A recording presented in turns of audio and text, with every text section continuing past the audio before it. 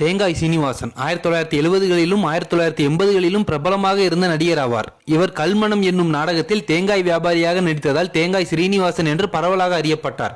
இவர் நகைச்சுவை கதாபாத்திரத்திலும் கதையின் நாயகனாக, எதிர்நாயகனாக, குணச்சித்திர நாயகனாகவும் நடித்தார். தமிழ் சினிமாவின் அந்த பொற்காலத்தில் எம்ஜிஆரும் சிவாஜி கணேசனும் இருவரும் உச்சத்தில் இருந்த நேரம். அந்த இருவரும் நடுவில் நகைச்சுவை நடிகர் தேங்காய் சீனிவாசன் நல்ல உறவோடு நடத்தி கொண்டிருந்தார். ஒரு நாள் தேங்காய் சீனிவாசன் சிவாஜி கணேசனை வைத்து ஒரு படம் தயாரித்தார். படம் படுதோல்வி அடைந்தது. பெரும் நஷ்டத்தில் சிக்கி மனம் உடைந்தவராக ராமாவரத்தில் இருந்த எம்ஜிஆரை சந்திக்க சென்றார். அவர் பெரும் வேதனையோடு, அண்ணே, நான் 13 லட்சம் நஷ்டமாகி உள்ளேன், எல்லாம் போயிடுச்சு, சிவாஜி தான் காரணம் என்றும், சிவாஜி பற்றி கெட்ட வார்த்தை கேட்டவுடன் எம்ஜிஆர் முகம் கடினமாயிற்று. அவர் மெதுவாக ஆனால் உறுதியாக சொன்னார், என் முன்னாடி நின்று என் சகோதரனை திட்டாதே, வெளியே போங்க நீங்க என்று கூறினார். தேங்காய் ஸ்ரீனிவாசனுக்கோ அதிர்ச்சி. எம்ஜிஆர் தன்னுடைய துயரத்தை புரிந்து அனுதாபப்படுவார் என்று நினைத்தார். ஆனால் அதற்கு பதில் விரட்டப்பட்டார். வருத்தத்தில் தனி குடிந்தபடி வீட்டுக்கு சென்று உட்கார்ந்தார். சில மணி நேரத்திற்கு பிறகு அவரது வீட்டுக்கு ஒரு கார் வந்தது. காரிலிருந்து இறங்கியவர் மக்கள் திலகம். எம்ஜிஆர் தேங்காய் ஸ்ரீனிவாசன் கையில் ஒரு பெட்டியை கொடுத்து விட்டு சென்றார்.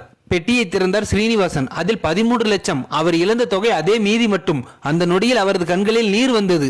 எம்ஜிஆர், நான் சிவாஜியை பற்றி கேட்க மாட்டேன், ஆனால் நீ நஷ்டத்தில் இருக்கும் போது நான் உட்கார்ந்து பார்ப்பதில்லை. நீயும் என் சகோதரனே, ஆனால் யாரை பற்றியும் கெட்ட வார்த்தை பயன்படுத்தி திட்டாதே என்று சொல்லிவிட்டு சென்றார். அது நட்பும் மனிதநேயமும் கலந்து மிகப்பெரிய உயர்வாக தெரிந்தது.